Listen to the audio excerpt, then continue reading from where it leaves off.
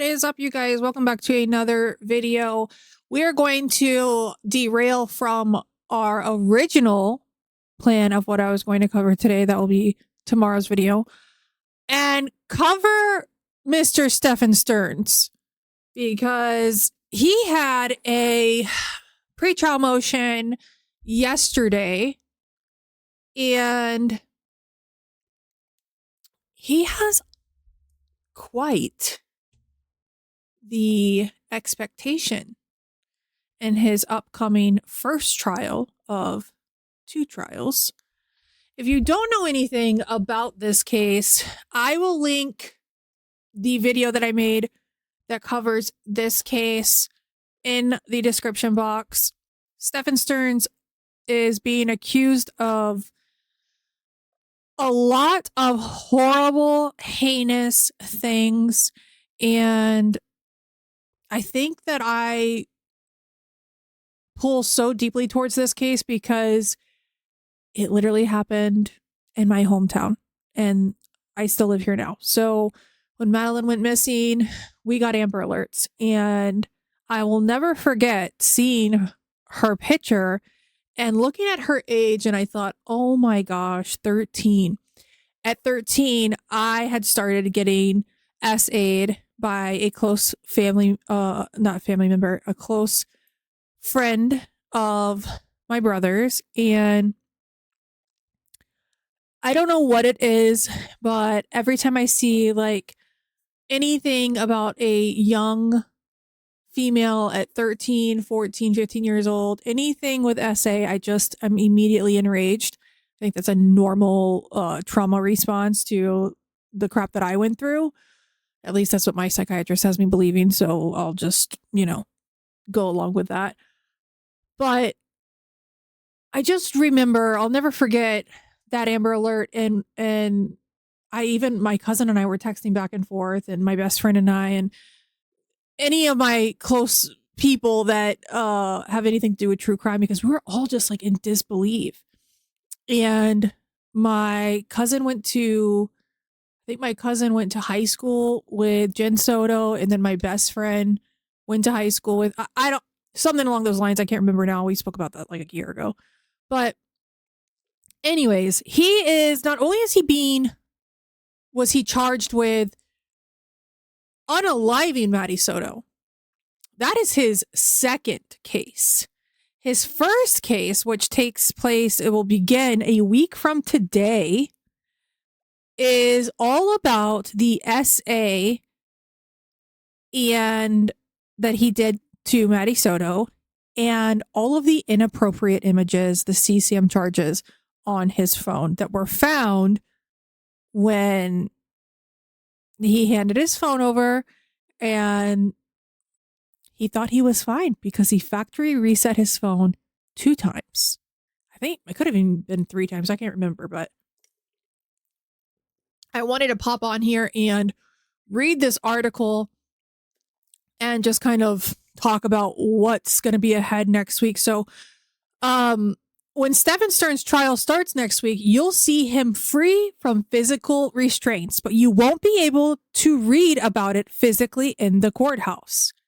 And what was likely the last hearing before jury selection begins in his trial next Tuesday, and the trial itself likely begins Friday, the man who prosecutors claim sexually assaulted 13-year-old Madeline Soto for as many as 5 years appeared in court on Monday. His defense team filed motions pertaining to how he'll be restrained and whether he'd appear in any devices the court uses to keep a level of safety.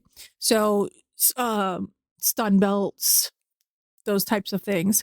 The motion was partially granted. Stearns will not be in handcuffs, but he will be fitted for a stun cuff on his right leg. Oh, why don't we just turn that on sporadically throughout the entire trial?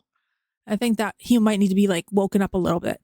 Feed him a little root beer barrel and stun his fucking legs, which should be under his pants and on the leg away from the jury box.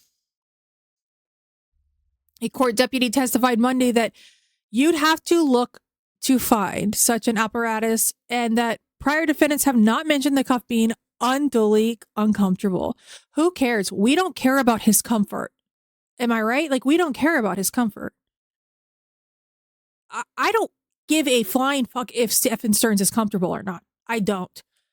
Judge Keith Cartson also addressed, here's one thing I hope that they fix very soon, is the volume of their pool camera is horrible. It's really bad. I can't watch any motions because I literally have to blast it in my ear unless I sit at the computer and do it, but I can't just like have it on in the background while I'm doing my day-to-day chores, whatever. Because it's so quiet. And I'm like, dude, if any part of this gets high, I'm going to like blast somebody through the freaking walls. So he said he'd order all the media. Okay. So Judge Keith Cartson also addressed defense motions regarding the availability of newspapers in the courthouse and media coverage in the courtroom. He said he'd order all media to follow administration rules, barring zooming in on the computer screens of defense and prosecuting attorneys alike. So come on, Stephan Stearns. Ain't nobody want to see your little scribbles. Your scribble dibbles. Ain't nobody want to see it. We know you ain't writing nothing on there. Root beer barrels. That's what you're writing down. He also granted a motion suspending the delivery of papers, which court staff are normally available on a first floor table on the way to the juror waiting area at the courthouse. During jury selection and the trial, the News Gazette, which was noted by name in the argument for having front page stories on both this and Stearns' pending murder case, following each hearing, checked that table following Monday's hearing and found no newspapers. The defense previously filed a motion to close all pretrial proceedings, which was denied. It's insane to me that this man thinks there's not going to be cameras. Not in Florida. I mean, not in fucking Florida. Judge Cartson noted Monday he recognized both the rights to an open press and a fair trial.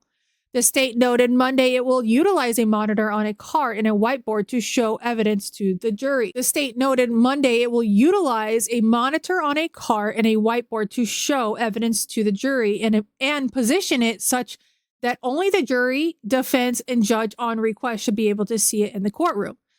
This is the first of two trials Stephan Stearns faces. He will be tried on 60 charges that he sexually abused Soto, the daughter of his then girlfriend, in the years before her 2024 death. He is also set to stand trial for Soto's murder, currently scheduled for September.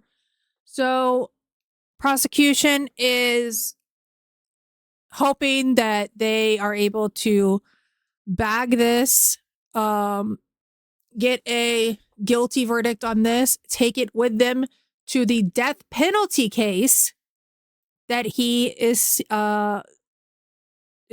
looking forward to in September. So if they're able to bag this conviction, take that over to the death penalty case, it should be, I don't know how that it wouldn't be a slam dunk, but you know what? You never know.